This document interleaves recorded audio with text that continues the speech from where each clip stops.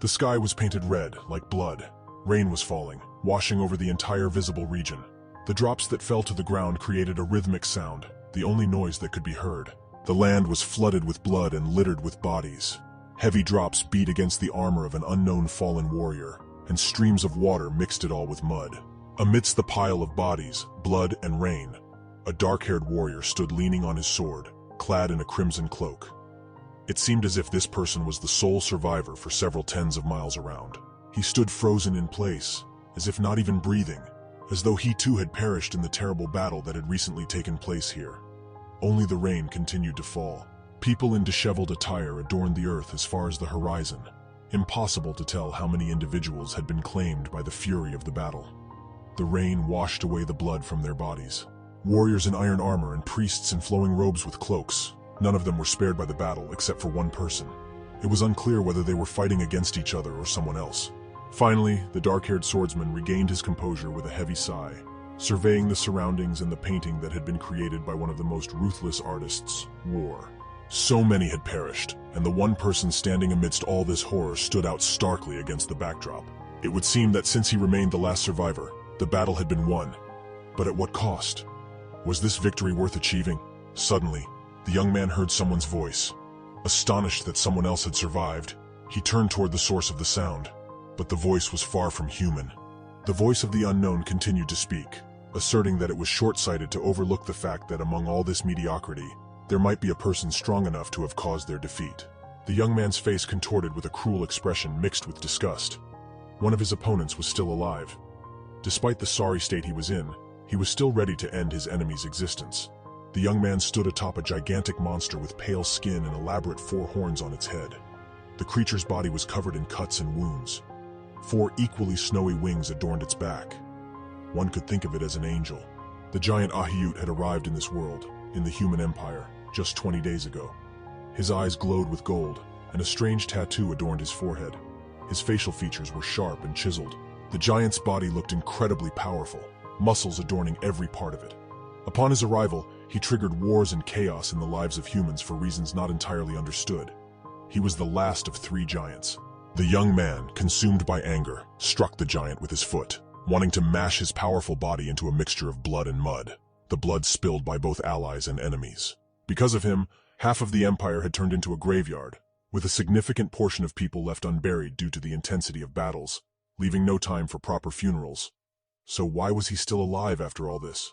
However, the giant hurried to console the young man. His time was running out, so there was no need to worry. Soon he would return to his side.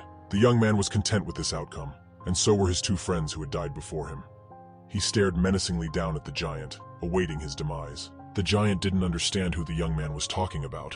What friends could he possibly have? But the young man decided to clarify. 2 more figures appeared alongside the giant. The first one was roasted to a crisp by an irate red dragon, whose flames left no chance. Still, a dragon was not a trivial foe. The second was forever sealed by the mighty mage Lorahan. The young man's words evoked a malicious grin from the giant. They had come to destroy humanity, but now they had become the ones destroyed. Now the giant had to understand who was being referred to. Yet the giant wasn't saddened by this revelation. They, the children of stars, shared feelings among themselves and knew that each of them, before dying, had taken the lives of many. The giant was pleased with what he said, while the young man's face contorted with sorrow. Although 2 giants were defeated, those who had defeated them were dead as well. And so there were no more strong individuals like this young man left. There would be no one left to defend the empire. No one except for the heavily wounded young man. The young man didn't share the giant's confidence because he was still alive. As long as he lived, he could protect the others. So he didn't understand where the monster was heading with this. But the giant saw through the young man. He knew that both he and the young man had little time left. Both of them would perish on this battlefield. And the giant was pleased about this because if the young man had realized his strength earlier and started honing it, he would have become a significant obstacle to their coveted desire. So the battle was lost for humans, not for the giants. The young man grew angry. How could this monster know? How could it understand anything about his life? Anger overwhelmed him, and the gnashing of his teeth could be heard. Suddenly, the young man calmed down abruptly. He knew even without the giant that he had squandered his life in vain. There was no more sense in being angry. After all, nothing could be changed. The only thing left for him was to wish the giant a swift demise. The giant remained calm. The man before him was truly great, and he deserved pride. Although there was no longer any point in words. Yet, the giant continued speaking. The young man gripped his sword tighter. He understood what the giant was about to say, but he couldn't change anything anymore. In the end, despite all the efforts of humans, the world of the young man would be destroyed and consumed by starlight, merging with it. Thus, the end of the world for this realm would come. The young man grew tired of listening to the giant. In anger, he swung his sword, and in a burst of emotion, beheaded the monster, cutting off its weakened speech. The giant's head, spewing an enormous amount of blood, soared into the air, spinning around its axis against the backdrop of the crimson sky and the sun, which was now sinking towards the horizon. When the giant's head fell into a puddle of its own blue blood, the young man had already turned and was leaving the site of their clash. There was nowhere left for the water to go, and he no longer wished to stay there. Raindrops fell onto the young man's exhausted face, as if the sky itself was mourning the fallen. Soon, he too would join them. And what could he change now? Alter what had already been done. The young man's foot entered a pool composed of the red blood of his comrades and the blue blood of his foe. Both liquids couldn't mix, as if underscoring the irreconcilability between them. The rain continued to fall, gradually washing away the traces of battle.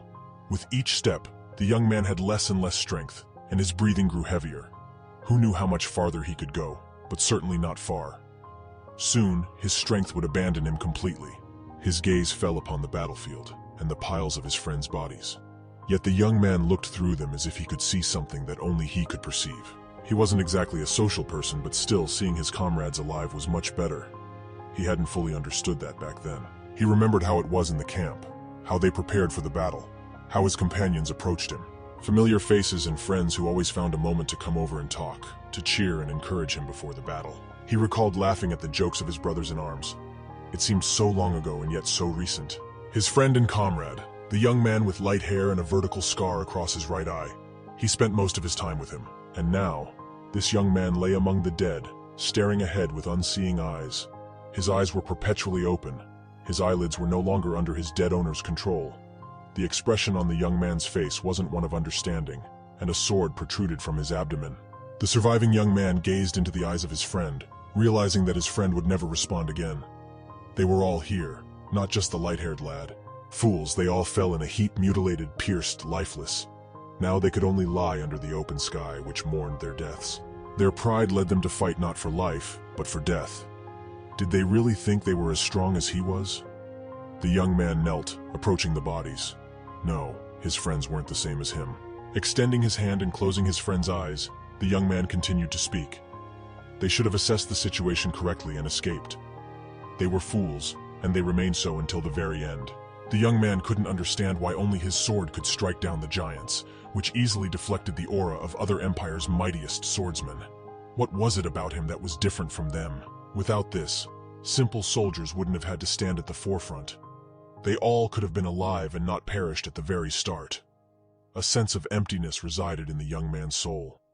He was exhausted, and his strength waned even faster due to his wounds. He couldn't tear his gaze away from those with whom he had faced numerous hardships. He wasn't sure of anything anymore. Could his strength have helped the others? Or, despite everything, would everything have turned out the same? His strength had completely left him. All he could do was kneel, since standing was no longer an option. His time had come. The young man was ready to let go of his life. He had done all he could. But then he heard a voice calling out to the survivors. The young man couldn't believe his ears. Could anyone else have survived this slaughterhouse? Due to his injuries, he couldn't move, but the voice was familiar. The young man needed to verify. He had to be sure. The voice resounded over the battlefield again. Despite the rain's attempt to drown it out, it was definitely familiar. Leaning his sword against the ground, the young man started to rise, pushing with all the strength he had left. He had to reach the survivor. Struggling to move towards the sound, the young man stumbled constantly, but using his sword as a crutch, he managed to slowly approach the source of the sound. Clenching his teeth and enduring the pain, he pressed on. His body was shaken by shivers, and his strength was rapidly fading. But the young man's gaze was resolute as ever. He fixed his eyes toward where the voice was coming from. After covering a few more meters, he managed to spot a person. This person was leaning against a large rock and sitting on the ground, unable to stand up. Joy appeared on the young man's face. Another person had survived, their commander-in-chief. He wasn't alone. But just as the young man was about to address the commander-in-chief, his gaze caught an unpleasant detail. Several unpleasant details, to be precise. The person sitting against the rock was missing their right arm, and although the wound was bandaged, blood was still seeping from it. Such an injury couldn't be healed without a medic. The commander-in-chief by appearance was a young woman named Adashan. She had a pleasing figure and long brown hair that reached her shoulders. However, her appearance was marred by the absence of her arm and her exhausted expression. Realizing the state the woman was in, the young man's lips twisted in anger. After all, she had also suffered. The young man joked that for a commander-in-chief, her appearance wasn't too great. The woman recognized the young man. His name was Ronan. Despite being a bit worse for wear, he didn't look much better, despite having all his limbs intact. However, the woman was more interested in the last of the giants, a Hayut. She asked Ronan if he was dead. After all, she was the commander-in-chief first, and only then a wounded human. Ronan didn't hesitate to answer. He told her that he had managed to kill him, and his body still lay nearby, not far from where they were talking. The woman managed to utter only one word, understanding that they had achieved their goal. Ronan continued to gaze at her. Due to the rain, it wasn't clear whether the woman was crying or if the drops of rain were simply running down her face. The giant was dead, and that was the only thing on her mind. Looking directly into Ronan's eyes, the woman thanked him. Those were genuine tears of happiness, although sorrow was present too. After that, the woman fell silent and averted her gaze. Ronan continued to look at her face. Only the drops of rain continued to tap rhythmically on the ground, producing the soul sound. But then the young man thought he should take advantage of the moment. Since the woman was so grateful to him, perhaps she would fulfill his final request. The woman was slightly surprised by such a question. He was concerned about the bodies of the fallen soldiers lying in the rain. Usually they are left on the battlefield or burned, but this time, he wanted the woman to take care of them properly, to bury them. The woman remained surprised. Ronan looked more alive than she did, so why wouldn't he take care of it himself? She doubted she would survive their conversation to the end. Ronan, however, disagreed with her, beginning to say that he couldn't do it if... Suddenly he started coughing violently, covering his mouth with his hand. Thick blood was on his palm, most likely. His lungs were punctured, and he was slowly choking on his own blood. It wasn't clear which of them was more alive. Gazing at his hand, which he couldn't read clearly, Ronan continued to speak, asserting that he could die any second now. He had spent much of his life suffering for nothing, so he hadn't accomplished much. It almost seemed unfair to him, dying like this. The woman didn't know how to respond to that. Still, she decided to ask what he would do if he survived right now, what he would want to do after all this. Chuckling softly, the young man replied that there were many things, too many to list them all. Yet, the young man pondered.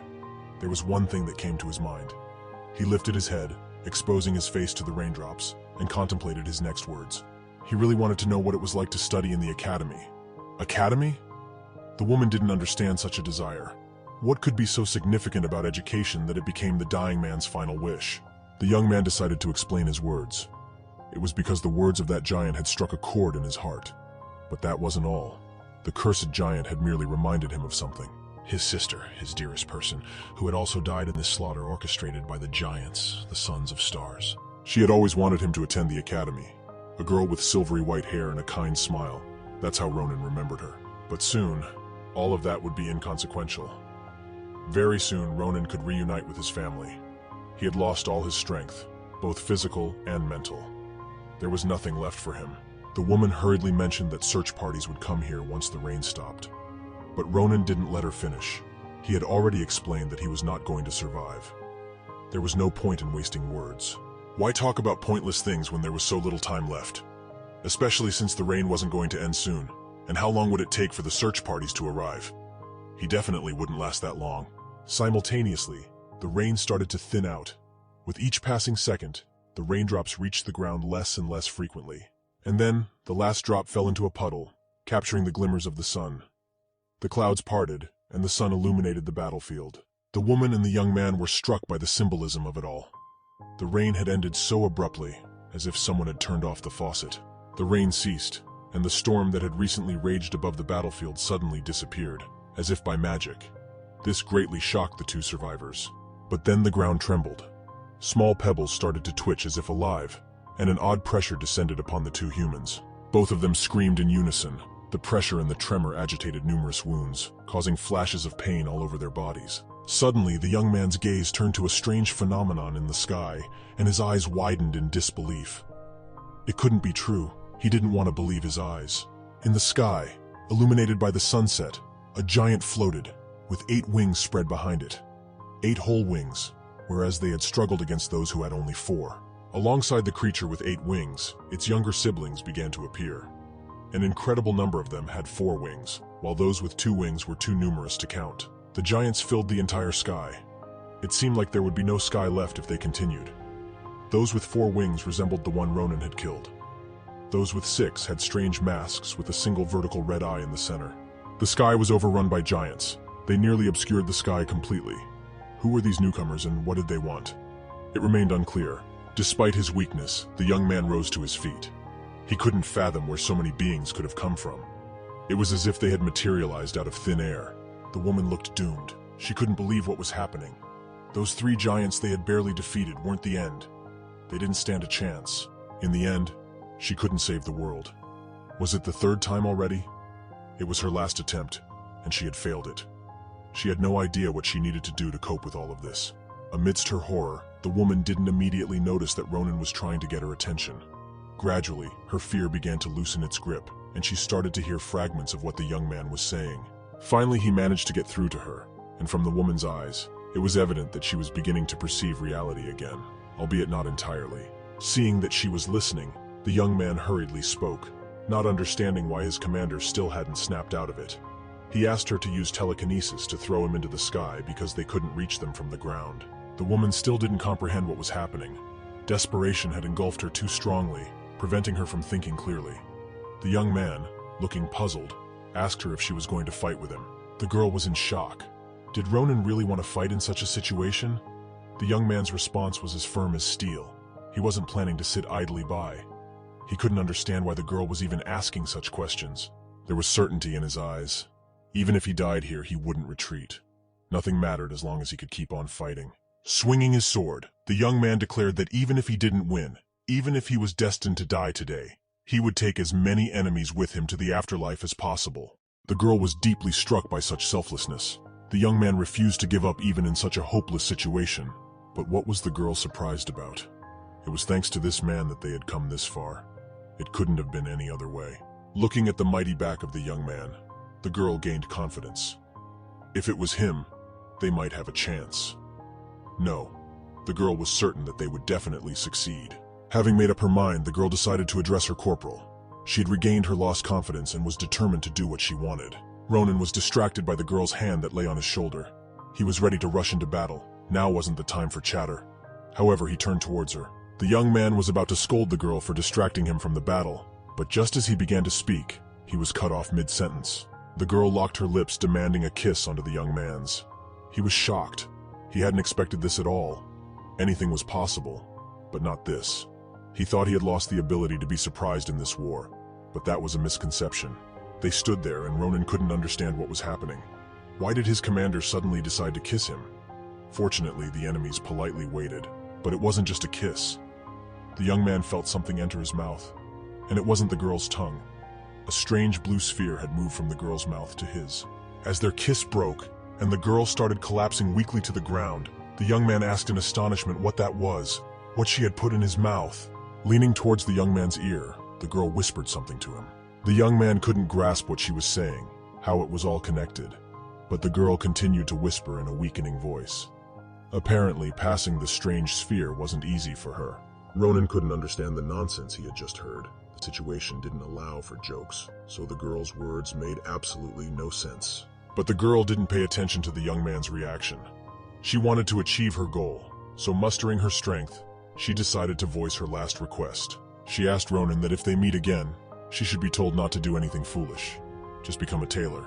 The young man stood there, shocked by the girl's words. He couldn't comprehend what she was talking about. Winged giants were menacingly hovering behind him. Yet the girl continued to speak with a smile. She spoke about many things she had done in her life. But this would be her first time doing this, she concluded with a smile. Blood covered her face, but despite her wounds, was she happy? Ronan looked at his seemingly delirious commander and couldn't fathom the purpose behind these words. How could they meet again? And why would he tell her to become a tailor? While the young man stood in a daze before his commander, The enemies concentrated their attack behind him, eager to reduce the living warriors to dust. A flash illuminated the entire visible space, leaving no room to escape. This attack seemed deadly, and two wounded warriors couldn't do anything. Then, darkness descended. Ronan jolted awake, his eyes opening. After a couple of coughs, he cursed a few times. Assuming a seated position, he called out to the commander, but something was off. Actually, everything was off. Himself, his surroundings. Glancing around, Ronan fell silent. He was already tired of being surprised, but he couldn't help himself. Before him lay a wonderful view of green meadows and peaceful blue skies. Low mountains were visible in the distance. A village stood by the riverbank, such a peaceful and calm scene that it was simply unbelievable. How did he end up here? Ronan had no answer to that question. He recognized this place. He could not recognize it. Children were frolicking by the river, having gotten their hands on a simple wooden raft. His hand touched the soft grass of lush green. The earth was no longer covered in blood and the corpses of his comrades. Ronan opened his mouth in astonishment. If all of this wasn't a dream, if it wasn't an illusion, he desperately wanted to believe in the reality of what was happening. This was his hometown, Nimbuthan. With wide eyes, he surveyed the surroundings while sitting on the green grass under the peaceful blue sky. He had truly returned to the past. Sitting under the tree, he struggled to believe that the commander's words had turned out to be true. He had thought it was nonsense or a joke, but the evidence was right in front of his eyes now. While sitting under the tree, Ronan remembered the moment of the kiss.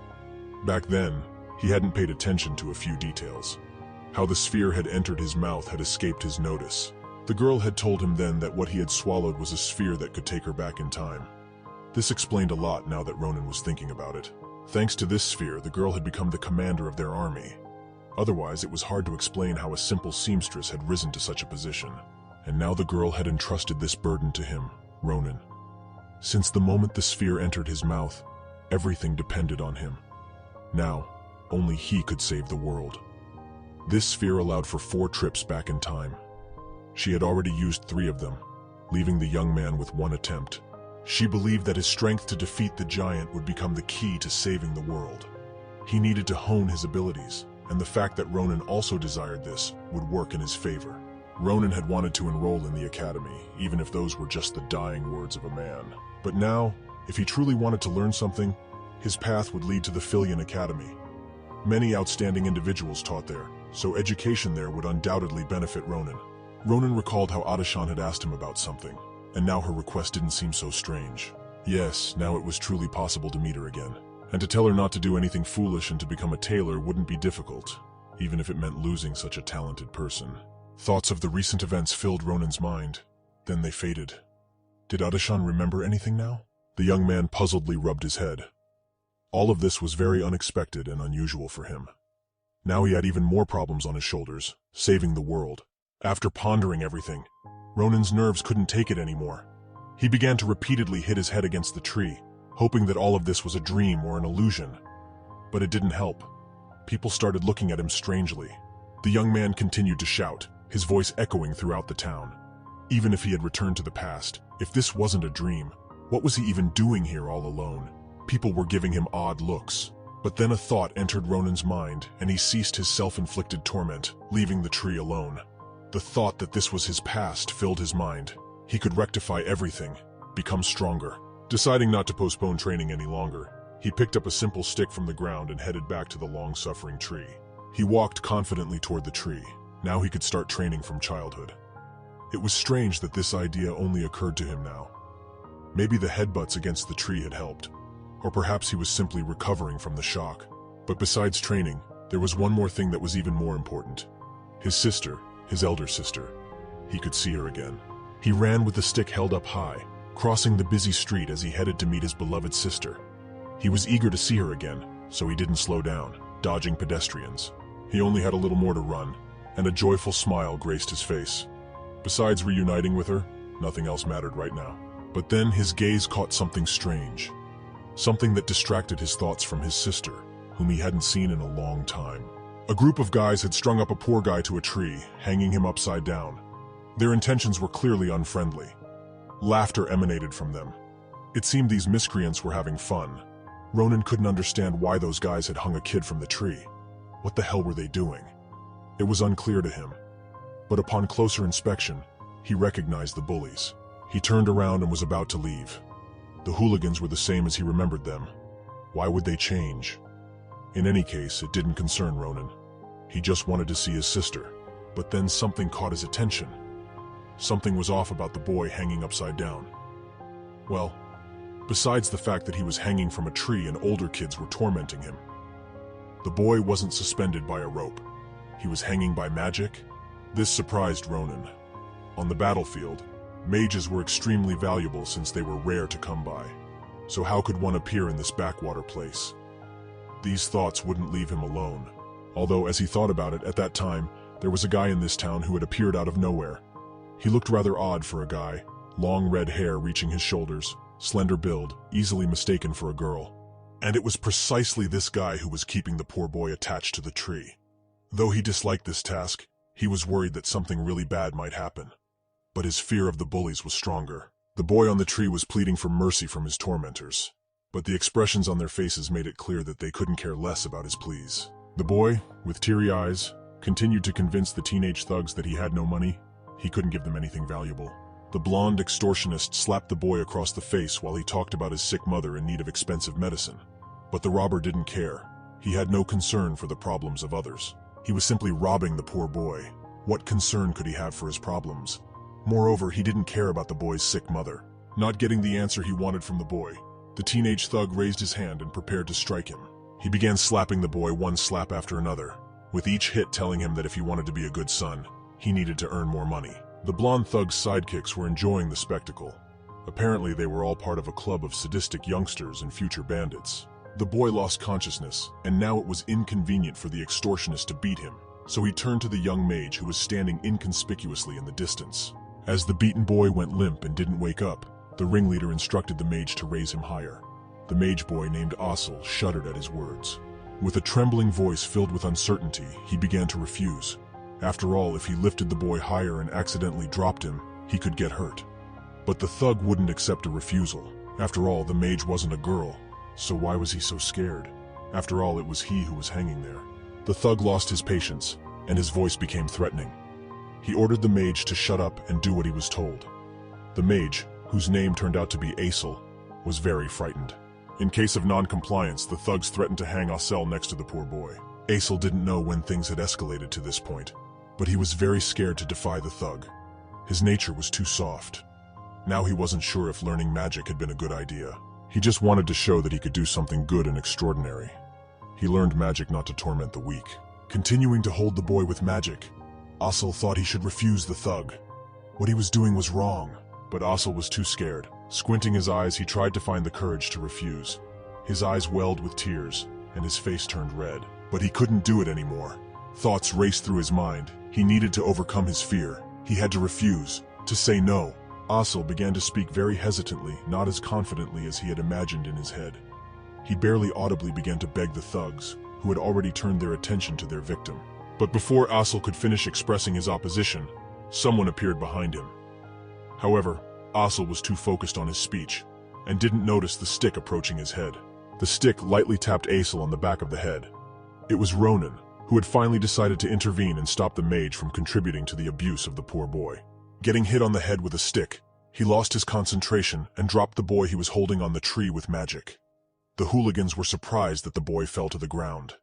They were confident that Ossel wouldn't refuse them and wouldn't go against their will.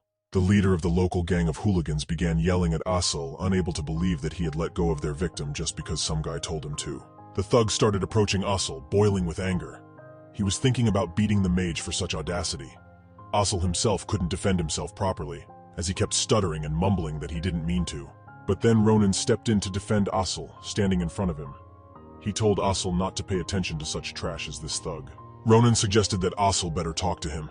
He towered over Ossel by a head and radiated confidence in himself and his words. Ronan was curious to learn something from Ossel. He continued to talk to him, ignoring the angry teenage criminal behind him.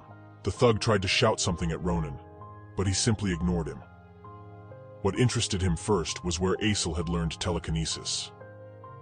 Aesel answered with the same unsure voice, saying that he learned the spell from a grimoire he bought from a merchant. Ronan was surprised that the guy before him had trained so well from some cheap grimoire. The blonde thug kept shouting something at Ronan from behind. It seemed incredible to him, such talent. But they needed to see what Asel was capable of. After all, they would have to fight giants, and the help of a talented mage would be beneficial. While he was thinking, the thug couldn't tolerate being ignored for so long, and decided to draw his sword hanging from his belt. Ronan immediately recognized the familiar sound. After all, he wasn't just a kid from a backwater town anymore. The blonde troublemaker became quite angry. He growled that nobody dared to ignore him. He was seriously intending to cut Ronan into small pieces, shouting that he shouldn't show off just because he surrendered to him a couple of days ago. The thug prepared to attack, his veins bulging on his forehead from anger. With a shout that he would put Ronan in his place today, he charged straight at Ronan, swinging his sword overhead. Ronan stood calmly, waiting for his opponent to get closer. Dodging the attack, Ronan examined his opponent's sword. It was real. He was curious where this brat managed to get it.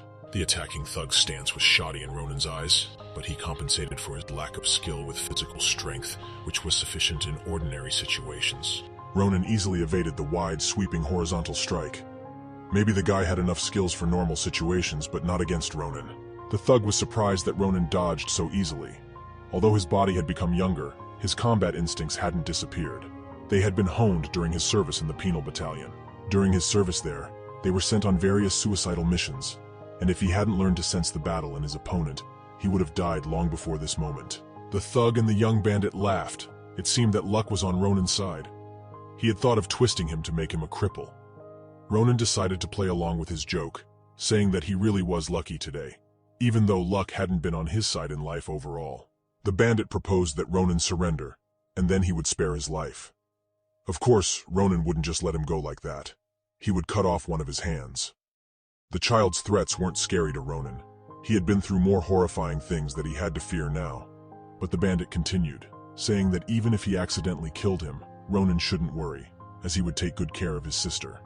The last part about his sister was clearly unnecessary. Ronan clarified with the thug whether he was really talking about his sister. The young bandit confirmed his words, starting to speculate about the charms of Ronan's sister and what he would do to her, with a nasty chuckle. Ronan was consumed with rage from his words. In an instant, he lunged and struck with all his might using the stick he held. Blood splattered in all directions from his now truly vanquished enemy. The thug didn't even manage to notice anything before he was left without one ear.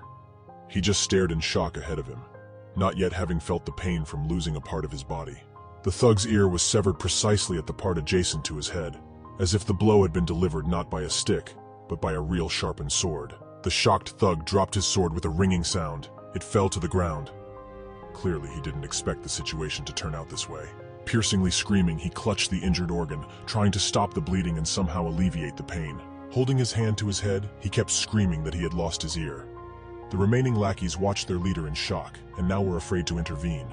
None of them wanted to share the fate of the blonde troublemaker. However, Ronan was not satisfied with the impression his lesson had left, so he decided to explain it once more. This time, he wanted to make sure that the brat understood where he was wrong. Leaning over the one-eared guy writhing on the ground, Ronan looked down at the vacant spot, getting his anger and malice-distorted face closer to the defeated opponent, his veins bulging with rage. He asked whether the guy wanted to die. The guys stood thunderstruck. Their authority had just been hit with a stick against a sword. The leader of their petty gang lay on the ground, holding his ear. They couldn't believe that his ear had been severed by some stick. Not a sword or something similar, but a stick. Their gaze fell on that very stick that Ronan was holding. Blood was dripping from it, the blood of the insolent guy who had eyes on his sister.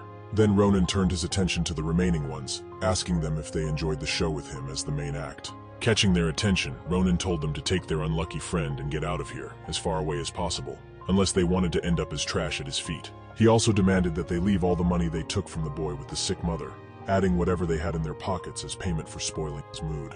The hooligans had no choice but to comply with the demands of the man who could cut off an ear with a stick. Taking the money from the young bandits, Ronan decided to give it to the boy they had robbed, and he gave him all the money collected in a bag. The boy was slightly stunned by such a gift. He couldn't believe he was getting all of it. After all, there was much more in the bag than they had taken from him before. But Ronan said that they needed it more than the boy, and he would only take the sword. The boy cried tears of joy. This money would be enough for his mother's treatment.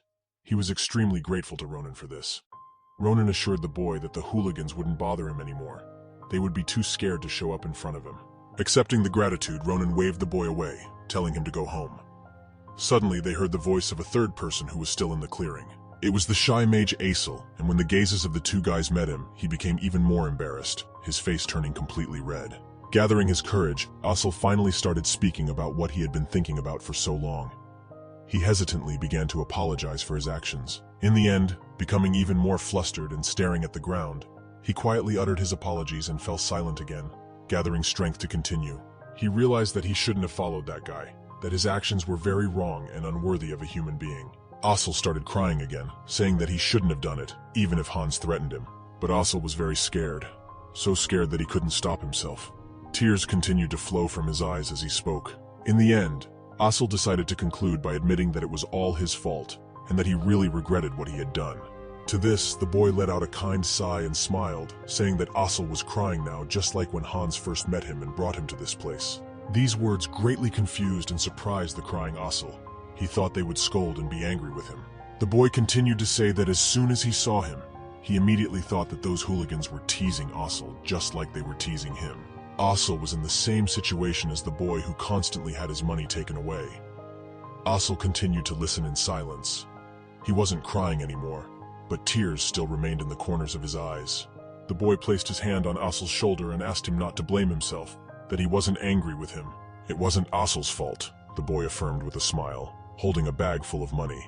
His words were sincere. He truly didn't blame Aesel. Nevertheless, the boy valued Aesel's apologies, as they also came from the heart. So the boy found it pleasant that Aesel had apologized to him. After bidding farewell, the boy, hugging the bag, decided to go home to his ailing mother, who was probably worrying about him. With their goodbyes exchanged on the clearing, two individuals remained. Dark-haired guy Ronan with a sword at his waist, and the small Aesel, who was still waving to the one who had left. Ronan glanced at Aesel, pondering how this whole situation had ended and what role Aesel had played in it. Smiling, Ronan thought that perhaps Aesel wasn't as bad as he seemed, even though he had assisted the hooligans in their mockery and subsequent beating.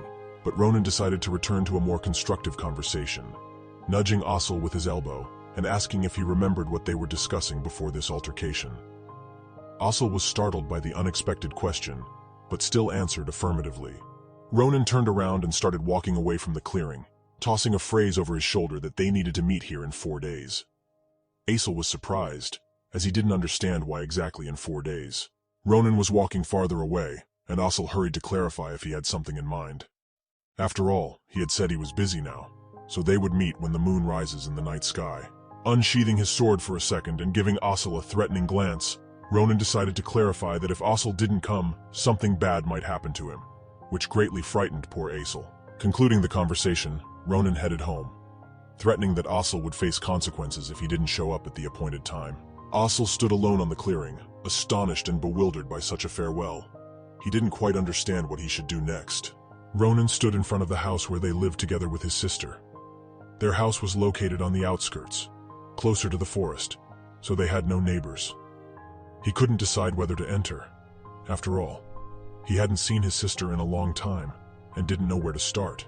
Ronan's shadow fell on the front door, reflecting his hesitation. On the way home, Ronan picked flowers, but now he wasn't sure if he had picked too many. He remembered that his sister loved flowers very much, so he picked everything he saw along the way. However, Ronan wasn't sure if she would like the bouquet he had put together. Still, unable to withstand the embarrassment of such a gift, he was about to step away and throw them away, when suddenly he heard a voice from behind at the entrance door. The door opened, and a pleasant female voice emerged from it. A girl had come out to see who was lingering on the threshold of their house. Ronan stopped dead in his tracks, still clutching the bouquet of flowers.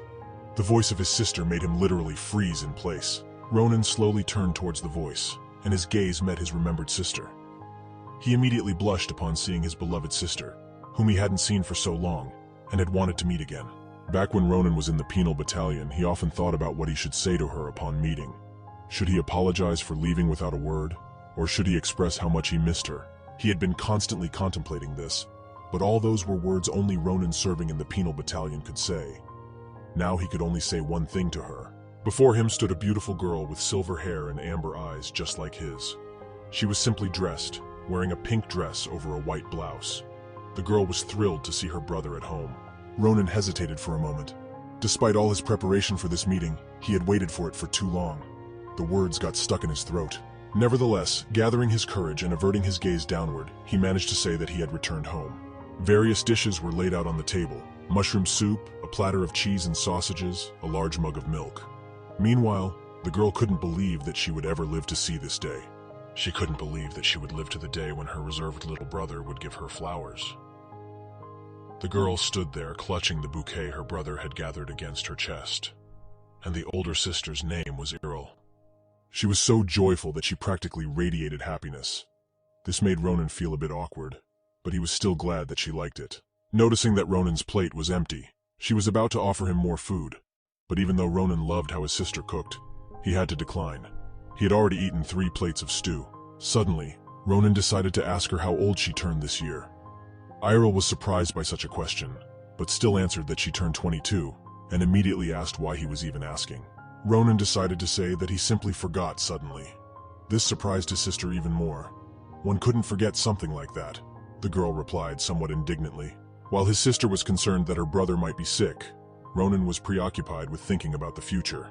If she was 22, then he could determine how much time was left until the Giants' invasion. According to his calculations, there were about 10 years left until the final battle. He had 10 years to become stronger and gain the ability to win the war. Ronan's contemplations were interrupted by his sister's hand gently placed on his forehead. Looking at her brother, she tried to understand what was wrong. His temperature was normal, and her whole demeanor suggested that she was anxious. Errol remained exactly the same as Ronan remembered her. She was still as bright, warm, and kind. Ronan continued to absent-mindedly gaze at his sister, who was trying to figure out what was bothering him. Ronan wished this moment could last forever, him and his sister in their home. He didn't need anything else. But in order to protect his sister and the world in 10 years, he needed to become stronger. And for that, he needed to enroll in the academy. Removing his sister's hand from his head, Ronan said that he needed to tell her something. Errol was slightly surprised by her brother's behavior, but she was ready to listen. Smiling and still holding her hand, Ronan said that he was planning to enroll in the academy. It took a moment for the words to register with Errol. She hesitated briefly, repeating the words her brother had said. But when she finally realized what Ronan had said, she literally lit up with joy, unable to believe that her little brother had actually decided to take her advice. Errol started squeezing her brother's hand up and down, asking him to repeat his words again, desperately hoping she hadn't misheard. A bit bewildered by her sister's enthusiasm, Ronan confirmed that she heard correctly. Suddenly, Errol let go of Ronan's hand and rushed to the far corner of the house, intending to show him something. Searching for something only she knew, she said that this day had to come because her brother was so intelligent, and he was sure to succeed. Ronan didn't quite understand his sister's reaction. And then Errol stopped rummaging through her belongings and placed a large iron pot in the middle of the room, which looked quite heavy. Together they peered inside. With a slightly fanatical expression on her face, Errol quickly exclaimed that this was her surprise for him. The pot was almost filled to the brim with gold coins. Ronan could only marvel at the amount. But his sister hurriedly explained that she had been secretly saving up to surprise him. And now that Ronan had changed his mind about the academy, Errol wanted to have the means to pay for his education there. Ronan was amazed at how much his sister had saved. Nevertheless, even though Ronan was deeply moved, he asked his sister to keep the money for herself. They still wouldn't be enough. Errol just incredulously wondered what he meant. Looking up at his sister, he explained that there was much more money there than it seemed, and no matter which academy he chose, there should be enough. But Ronan interrupted his sister, saying that he wanted to enroll in the Filian Academy. Errol stared at her brother foolishly. Could her hearing be playing tricks on her? She was briefly rendered speechless by such a statement. But her speechlessness was short-lived, and she practically shouted her question, which sounded more like a cry, echoing throughout the neighborhood. Filian Imperial Academy, a grand white building adorned with blue spires, loomed over the district. The emblem of the academy, a golden lion on a blue background, fluttered above the main entrance. It was the finest academy in the entire empire. This academy was at the forefront thanks to the continent's best instructors, as well as significant funding from the imperial family, ensuring the best education possible. The academy was so prestigious that it was nicknamed the Hero Factory. Its status was incredibly high. People who emerged from its halls included the Commander-in-Chief Adishan, the Swordmaster Shulafin, the Winter Witch, and even the worst of bandits. The list could go on indefinitely. During the war, the students of Filian Academy showcased themselves in the best possible way, so well that Ronan understood why the Commander-in-Chief had recommended it. The problem lay in the Academy's popularity, not to mention the cost of tuition and its high standards. Ronan pondered all of this as he walked to the Academy. Ronan's sister's reaction was quite strange. She seemed to support him and believed he could do it.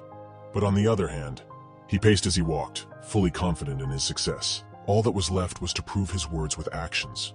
After all, actions were always valued more than words. Before that, Ronan went to the same clearing and, to his surprise, Asel was at the appointed spot. He was hiding behind a tree, waiting for the meeting. Ronan addressed him as Marcel, to which the boy corrected him despite his shyness. His name was Asel, not Marcel. Asel continued hesitantly, saying there was no need to be surprised that he was here since Ronan himself said he would have problems if he didn't come. Ronan suggested forgetting about that. According to Ronan, they had a lot of things ahead, but first, he wanted to test Asel. Asel was frightened by the mention of a test. How could someone like Ronan test him? Ronan decided to explain the essence of the test. It involved Asel using his telekinesis. Ronan was curious about the extent of Asel's power, so he needed to experience it firsthand. With a confident look, Ronan asked Asel to lift him as high as he could. Asel was confused. Out of the blue, he had to use telekinesis? He didn't understand why. Asel wanted to understand why he had to do something so dangerous. Ronan might get hurt, but he was persuaded, as Ronan asked him to do what he said. It wasn't really that dangerous. Convincing Asel that Ronan wouldn't die from it, he positioned himself comfortably and prepared. Asel did the same, though he wasn't entirely sure about the sanity of this idea. Asel began to concentrate magical energy to use telekinesis. A blue glow formed around his hands. Gathering enough energy, Asel directed it towards Ronan, and the energy obeyed his movements. A blue radiance of magical energy started swirling around Ronan. He was surprised by the amount. His feet left the ground and he began to rise into the air. It was better than he had imagined, much better. Ronan ascended to an impressive height. He even smiled, pleased that his new acquaintance was so skilled.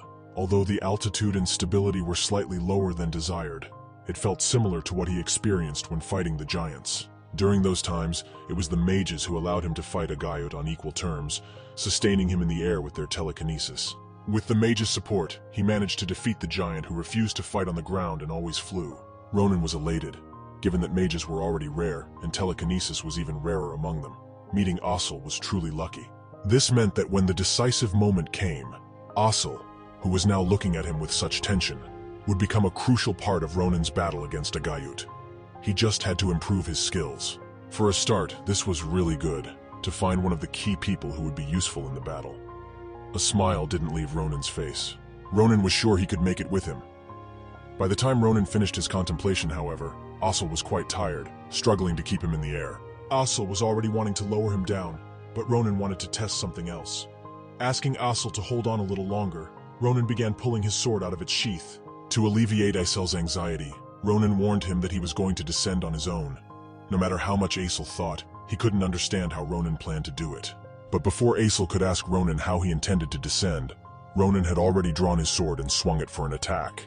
Ronan performed a vertical sword swing, dispelling the telekinesis spell and beginning to descend. Asel was very surprised. He had never seen or heard of such a thing before. Meanwhile, Ronan had already gently landed on the ground, cushioning the fall with his feet. Asel was astonished. His mana had just been dispelled. Asel immediately bombarded Ronan with questions. He was very curious about how Ronan had done it. But Ronan couldn't understand what was so amazing about it. It was just one of his acrobatic moves. He had learned it to prevent leg injuries upon landing. Asel didn't mean that. He was interested in how Ronan managed to cut through his mana. However, he couldn't finish his thought as Ronan's hilt accidentally hit him on the head. Ronan himself didn't know how he did it. At least that's what he told Asel. Nevertheless, understanding how Ronan could sever mana was one of the top priorities he had planned for his new life. Most likely, the reason Ronan could kill giants lay precisely in his ability to sever mana. It at least sounded plausible, but Ronan still needed to verify it. Deciding to postpone these thoughts for later, Ronan sheathed his sword and went for the bags he had taken on his journey. Picking up the bags, Ronan decided to inform Asel that he had passed his test. Before Asel could respond, Ronan threw one of the bags at him. Immediately after, Ronan informed him that they still had something to do before the moon set and darkness fell. Ronan was overwhelmed with emotions. This late night was a perfect moment to start what he had planned. Somehow this day could become the first page in the biography of Ronan, the greatest historical book in the Empire. As if confirming it, the moon illuminated Ronan. It had risen above the clouds. The night was quite bright for the late hours.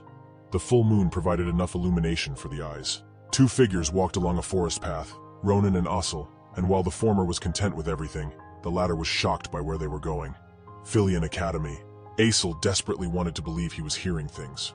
going to an academy where only the elite of the Empire studied, especially when they were almost broke. Ronan interrupted Aesol with mild annoyance. He had heard him right, and there was no point in repeating the question so many times. It only irritated Ronan more. Still, Ronan decided to ask about the reasons behind his new friend's worry. Did he not want to get in? Aesol wouldn't mind, but the issue was entirely different. Blushing, Aesol continued. He said that Ronan had a talent for combat skills, while he couldn't do anything and wasn't skilled. Aesol continued, saying he was cowardly and shy and that he was, but he was interrupted by Ronan, asking how long Aesol intended to live like this. As if struck by lightning, the issue of how he would continue to live had been worrying Aesol himself. They were always struggling. Ronan decided to hit home by telling Aesol about his innate talent for magic, while Aesol wasted his life entertaining misfits. Did he really want such a life?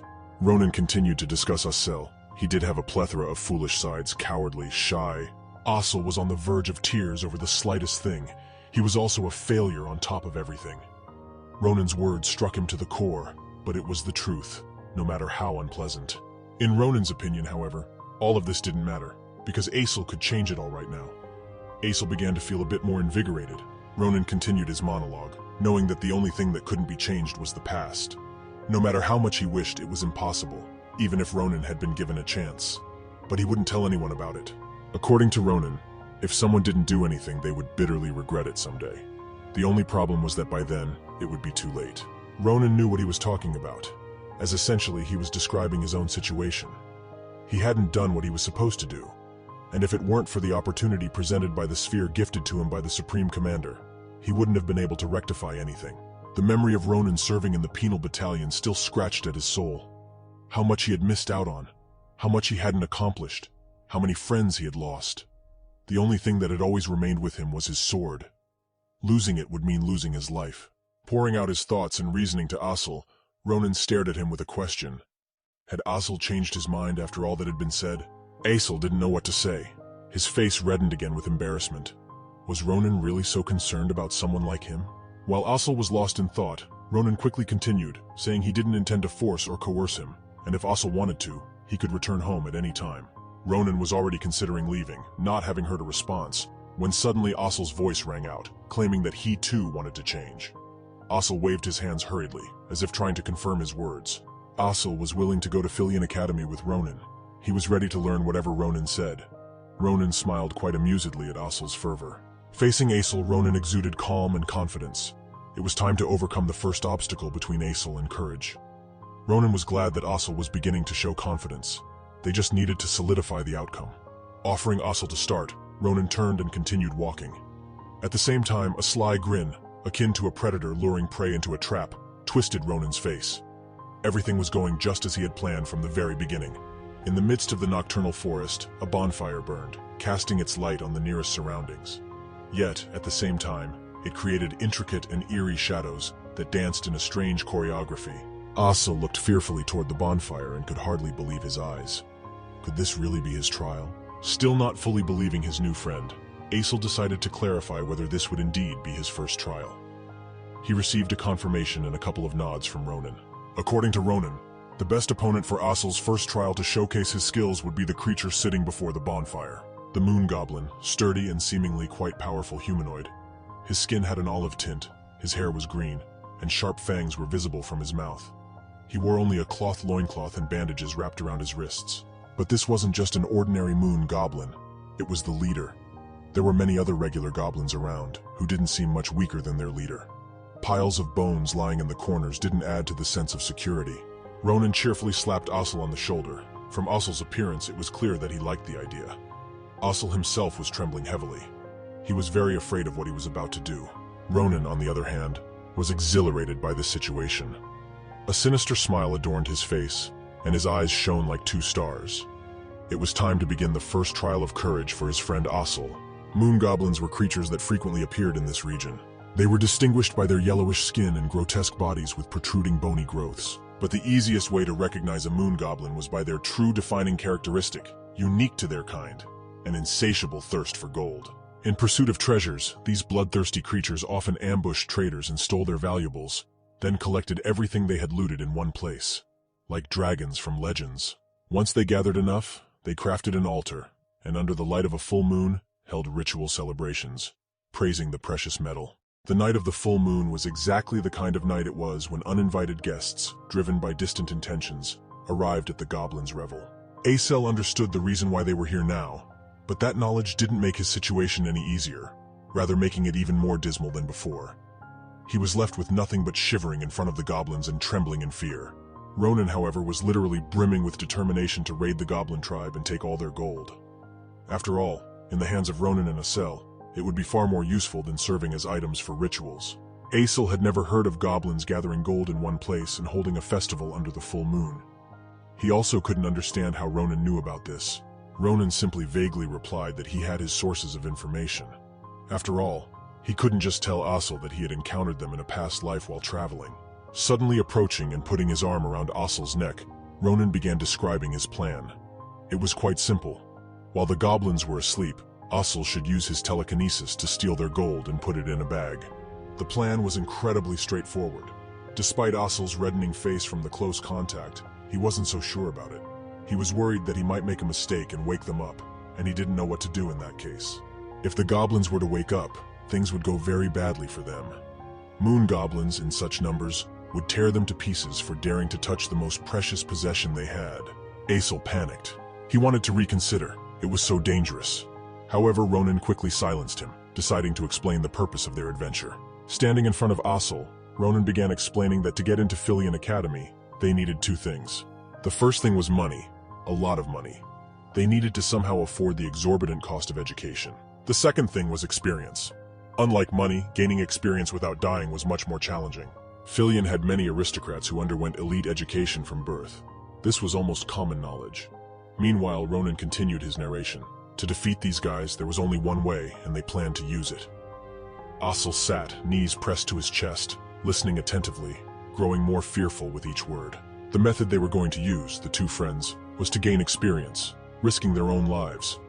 Ronan was confident in this method, as he had always used it himself. So now, sitting in the bushes next to sleeping moon goblins, they had a chance to kill two birds with one stone.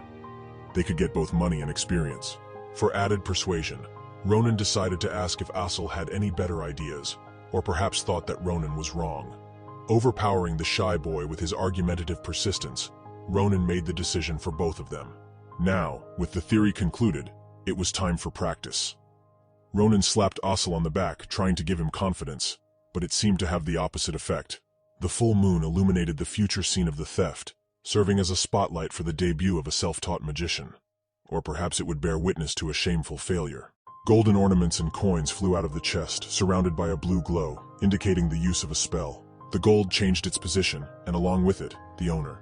The bag provided by Ronan was nearly full, but proud thieves weren't going to settle for less. The items were incredibly varied. The only thing uniting them was the presence of gold in their composition. Acel moved coins, pendants, intricately decorated daggers through the air.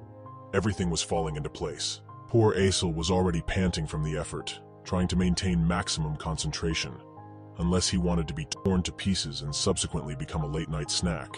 Upon receiving a signal from Ronan, the young mage lowered the remaining items into the bag. That could be the end of it. Ronan gazed at their ticket to a bright future. He was very pleased with his friend's talents. Now all this wealth belonged to the two of them. Ronan peered into the last bag they had filled. His face was lit up by the gleam of gold, which opened up new opportunities for them. Two tightly packed bags of gold lay on the ground. Ronan's plan went off without a hitch, and the acquired gold warmed his soul. Ronan joyfully rubbed the head of the embarrassed Acel. Everything turned out as he had said. The key was experience. Acel was also happy with the favorable outcome of their daring heist. In reality, despite all his confidence, Ronan wasn't entirely sure Acel could handle it. He hadn't expected him to adapt so quickly and not make any mistakes. Acel turned out to be much more skilled than Ronan initially thought. Now, joy overflowed within Acel for accomplishing the task, especially considering that it was his first time taking such a risk in his life. While Acel rejoiced, he didn't notice the sinister smile on Ronan's face. Ronan, in turn, was pleased to have found such a useful accomplice. Ronan could be quite a terrifying person, with just a little thought. After celebrating their victory, Ronan and Acel started gathering their newfound possessions. They needed to get out of there before anything unforeseen happened. Closing their backpacks, Ronan announced that they were indeed finished here and could head back. At least until this beautiful moonlit night turned problematic. The moon continued to shine, as if rewarding the two adventurers for their successful venture. There was no wind in the forest, causing the treetops to stand still, creating an almost complete silence. Hopefully, this wasn't just the calm before the storm. Meanwhile, not far away, a blurry silhouette in the shape of a peculiar bird was soaring through the forest. In pursuit of the bird, people in red uniforms were trying to catch up, but so far they only managed to curse and swear at the flying creature. The pursuers shouted for the bird to stop, as if that would somehow help them. The bird clearly had no intention of giving in to its pursuers. However, their shouts helped the two friends, who had just successfully stolen the treasures, locate themselves. Neither Ronan nor Aesel were prepared to hear voices so close by. Ronan decided to inquire about who could be making such a racket in the middle of the night in the woods. But for now, he wasn't destined to get an answer. A more pressing problem was emerging nearby. The cries of the people woke up a goblin who became interested in the noise that had roused him. The goblin was curious about what could be making noise in the middle of the night. He began looking around until his gaze settled on the missing treasure. The chest was empty, and the goblin was astonished by the disappearance of all their shiny belongings. If someone wanted to seriously enrage a moon goblin, they just needed to steal their gold. The head goblin immediately raised the alarm, informing everyone that they had recently been robbed and all their gold was gone. Other goblins started waking up and looking around in surprise, trying to figure out the source of the commotion. The goblins convened a meeting to discuss the disappearance using their language, incomprehensible to humans. Despite being monsters, they were intelligent. So it didn't take them much time to explain the situation to the recently awakened ones. Suddenly, a rustling noise came from the bushes, and all the goblins in the camp turned their attention to the source of the sound. They were ready to devour the thieves alive.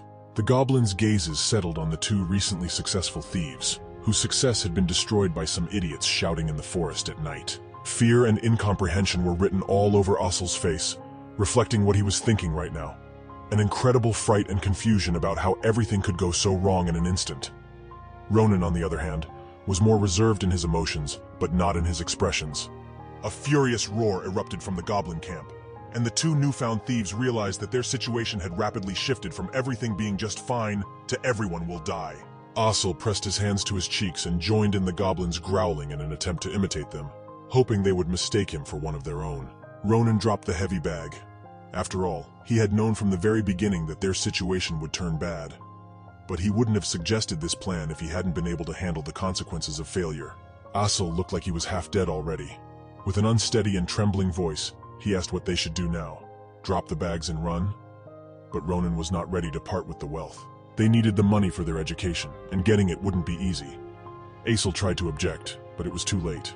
The goblins, upon spotting the culprits, charged towards them as a mass, eager to tear the thieves to shreds. Aesel screamed in horror while Ronan examined his trophy sword. The goblins were getting closer with every passing second. Ronan pondered the quality of his makeshift weapon. It was a straight, long sword made of cheap steel. With its weight and durability, it wouldn't last long. Looking at his reflection in the polished blade, Ronan calculated that the sword should withstand at least 15 strikes. He hoped it would be enough. However, the problem was that there were around 30 goblins. This was a problem, and considering that the goblins had already leaped towards them, there was no time to change anything. The goblins' sharp claws were getting closer, while Ronan continued to stand, shielding the frightened Aesel. Aesel's cry marked the beginning of the battle. Ronan had 15 strikes. He would have to give his all. Ronan tightly gripped the sword's hilt and returned it to its sheath. He focused on his senses, preparing for the attack. 15 strikes should be enough. Swiftly drawing the sword from its sheath, Ronan executed a series of lightning-fast strikes, severing the heads of 3 goblins that were closest to him. Their grotesque heads soared through the air. Everything happened so quickly that they barely had time to comprehend it. Now, their heads adorned the space around Ronan with their blood. Aesel gazed in astonishment, but the heads flying by left him amazed. The flight of the goblin heads seemed to hypnotize him. The blood-smeared sword of the enemy rose high towards the heavens. Drops of their blood splattered from its blade, reflecting the moonlight and glimmering intricately in the air.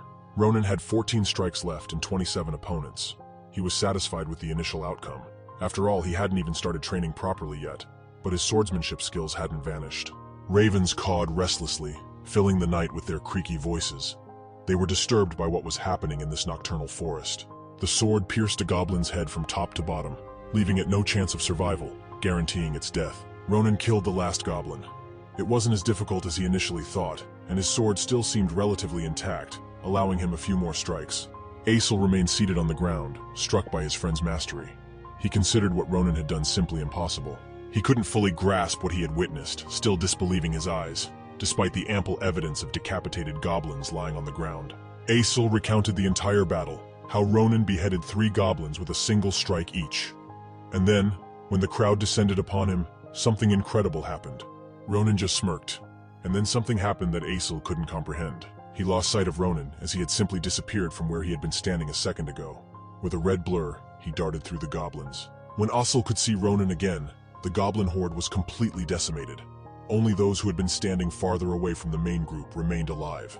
Then, with a single strike, Ronan severed the head of another goblin, moving so quickly and skillfully that it seemed like he had been doing it his whole life. Aesel swallowed thick saliva due to excitement.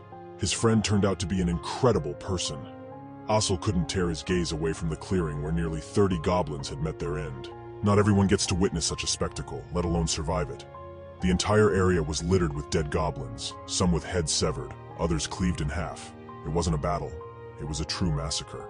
Finishing, Ronan turned his attention to the stunned Aesel, who had managed to get back on his feet. Ronan's voice brought Aesel back to reality.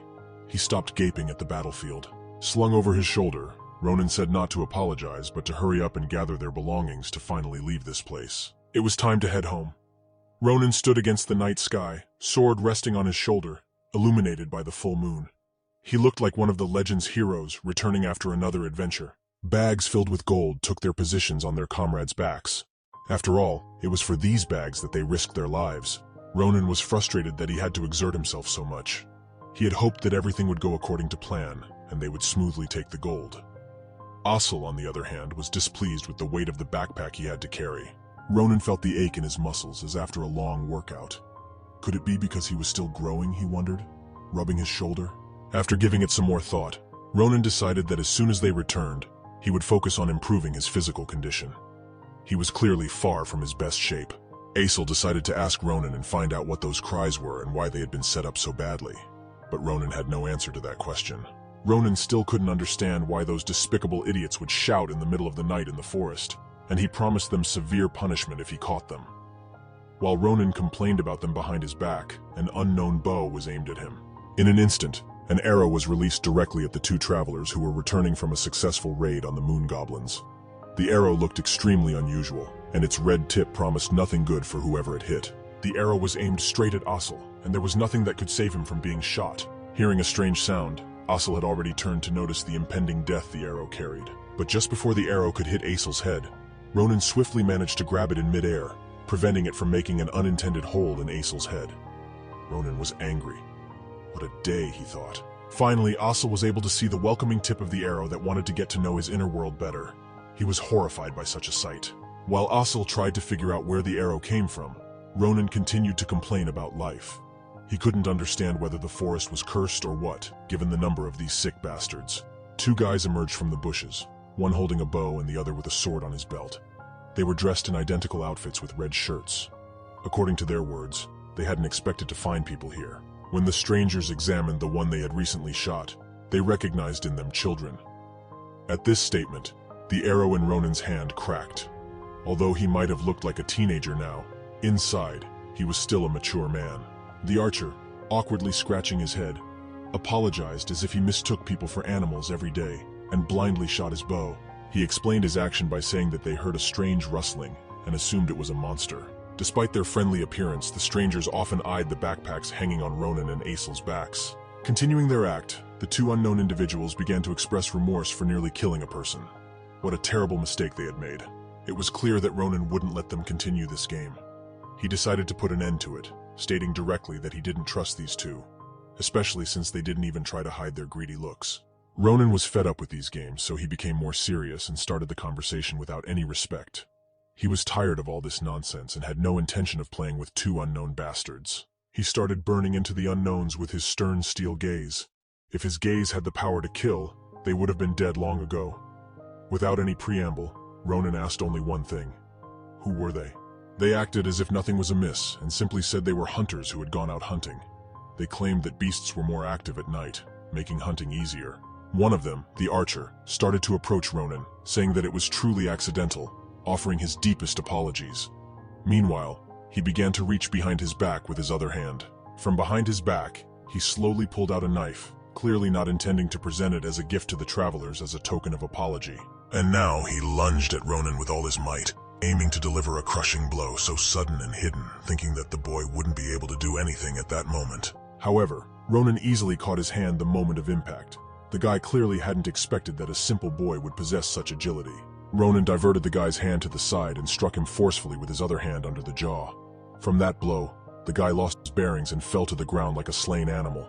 Blood gushed from his mouth, splattering in all directions. The force of the blow left the guy disoriented and unsure of his surroundings. While blood splattered around him, Ronan had one thought in his head. This had been far too predictable.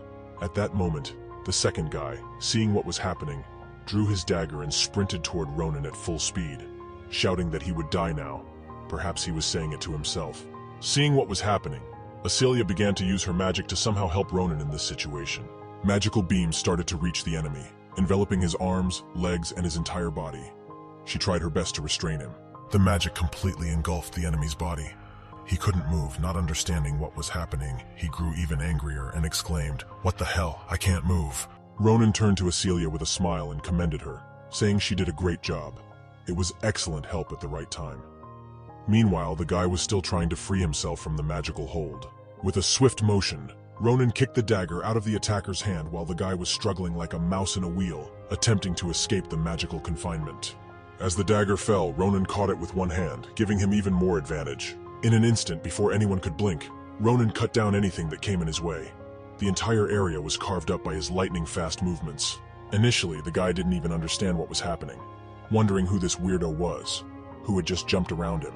But then he stood up, puzzled as to why he couldn't feel parts of his body, and his body, like the air around him, was covered in the same red lines. What was going on? Suddenly he collapsed into pieces, his body sliced into small portions. The gruesome sight almost made Acelia feel sick. Ronan approached her, and with a trembling voice, she asked if he would live, and if he was okay. Wiping the blood from his face, Ronan said that people usually don't survive something like this, and that he probably wouldn't recover from it. She turned to him and asked why they had to kill them. They could have just shared their money, and they would have left. But Ronan wasn't one to share. Money and gold were a higher priority for him than some human life. Besides, he had a plan for why he needed so much money. Embedding the blade into the archer, he conveyed the thought that this was their last hunt in their lives. He added, for Acelia's sake, that they had no other choice. They were killed, or they killed.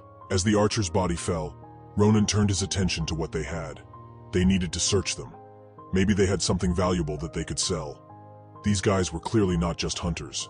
Near the body lay an unremarkable bag at first glance. Ronan didn't attach much importance to it at first, but he told Acelia to search it as well. As the bag slightly loosened, it wasn't tightly tied.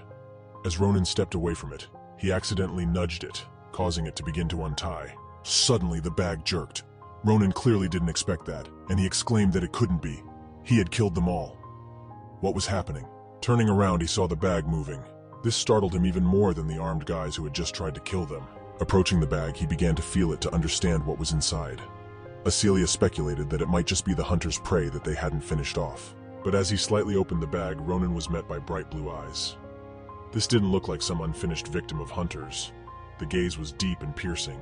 Suddenly, a bird flew out of the bag. Ronan and Acelia were in complete shock. How was that even possible? The bird began hovering over them. Ronan noticed it wasn't an ordinary forest bird. Moreover, it didn't fly far from them. It just hovered above them, chirping, observing these two. It didn't sense any danger from them. In fact, they seemed liberators to it. Acelia melted in awe at the sight of the beautiful bird. How could anyone stuff such a magnificent creature into a bag? How heartless these people were. Ronan also began closely examining the bird, but his attention was drawn to its legs. There was something there, something very familiar to him. Those were shackles, the same ones that suppressed magical abilities, but what were they doing on a bird? Usually, they were placed on humans or those who had strong magic. A pentagram of a magical circle began forming above the bird, which was intriguing. If the bird possessed such magic that even the shackles couldn't contain, what would it be like without them? The magic was so potent that it couldn't be confined to one place. The entire forest started filling with magical light. Ronan and Acelia were completely shocked by what they saw. Could such a thing be possible? An animal possessing such immense talent? Not knowing what to do, they exchanged words. Ronan looked at the bag and began recalling where he had seen something similar before. He was very familiar with the patterns the bird was creating. He remembered seeing something like this in a closed library. Similar symbols were created by dark mages who possessed immense knowledge about dragons and boundless riches.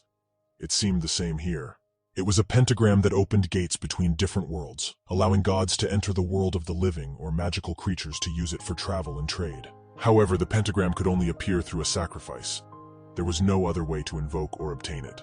Suddenly, Ronan realized why it appeared. It was precisely when he had engaged in a bloody battle with the hunters. This could be the key to activating the pentagram.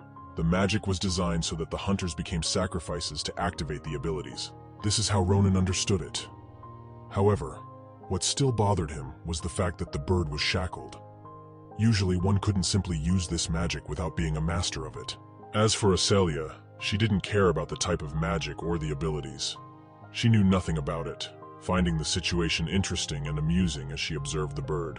Ronan began examining the shackles on the bird's legs closely, trying to figure out how he could free it.